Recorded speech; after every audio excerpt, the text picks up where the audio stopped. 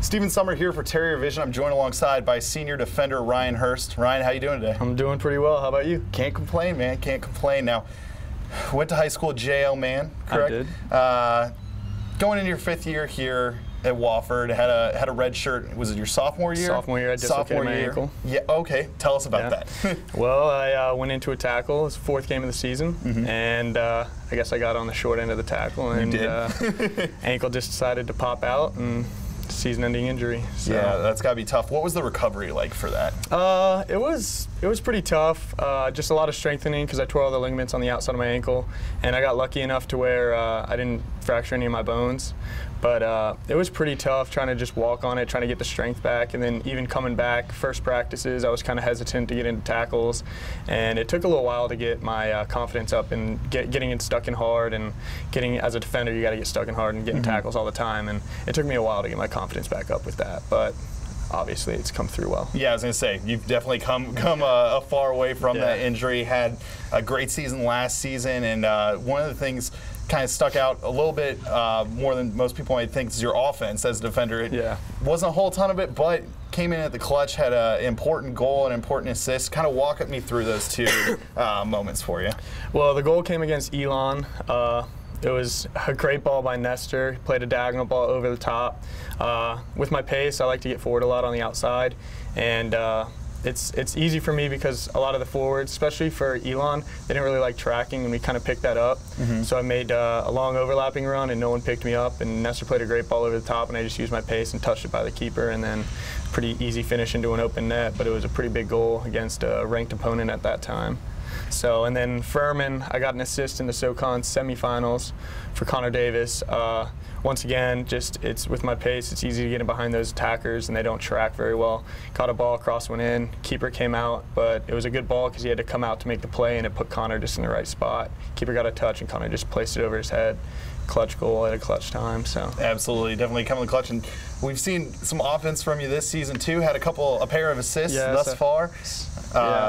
You know, just impressive that you've been able to do that so far. Have you, I guess, like you said, you like to push the pace.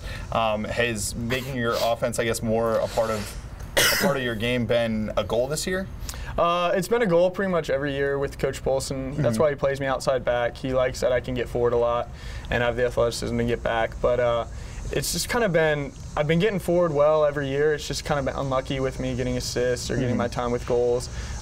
This year I got forward early, started getting forward early, got on the board early with a ball across, and Nestor finished it well. And then great ball by Copeland in UNC Charlotte, and headed it back, and Rednick was on fire that game and played well, finished it well. So yeah, it's always been a goal to try to get a lot of attack from our outside backs, me and Kevin Haiti. We both love to get forward, and it's just key for our team to get some attack out of that.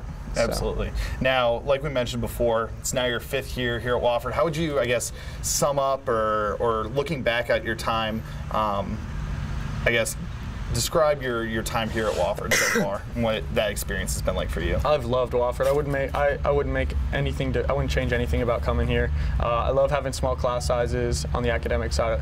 Small class sizes, knowing my professors. I mean, my professors and I right now are like good friends. I can text them whenever I need help with anything. With the athletic side, the group of guys that we have here, I mean, we're a family. We're closer than any team I've ever been with. And even the guys that have graduated in my whole time here, like Blair Gaines, Chase, Hutch, all them, I mean, we're still close. We talk all the time. So it just, Wofford soccer is a family, and Wofford as a whole is a family, and it's a family that I love being a part of, and I can't wait to be a part of the alumni network and come back and help the younger guys, like some of the freshmen coming in this year or even next year in the future. So I love Wofford, and I wouldn't change anything about anything.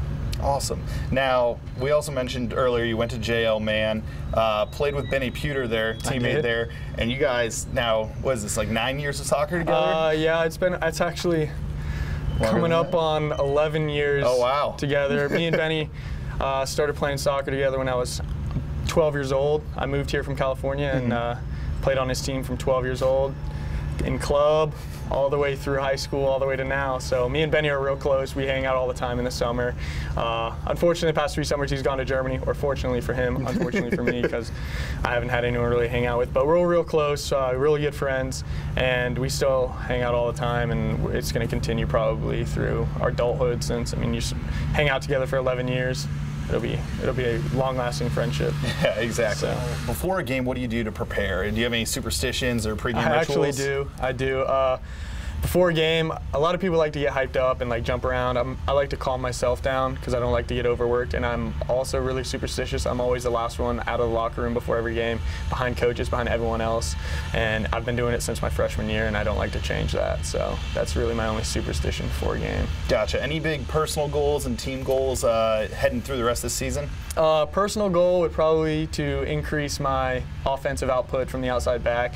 But mostly for the team, I'd want us to obviously win a SoCon championship, make it to the NCAA tournament, especially with this being my 5th year. I mean, I want to go as far as possible and play as long as I can, because after this year, probably hanging up the boots for a while, and that'll be bittersweet, but I want to go as far as I can before I do that. So. Awesome. Absolutely sounds great. Yeah. Last question. What are you looking forward to most in this season? What am I looking forward to most?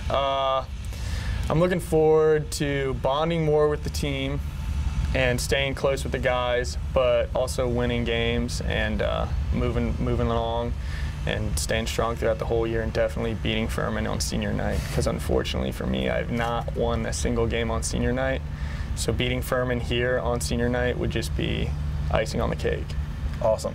Sounds great. Thanks again for chatting with us. Thank Steve you. Sommer here for Terrier Vision with senior defender Ryan Hurst. Thank you.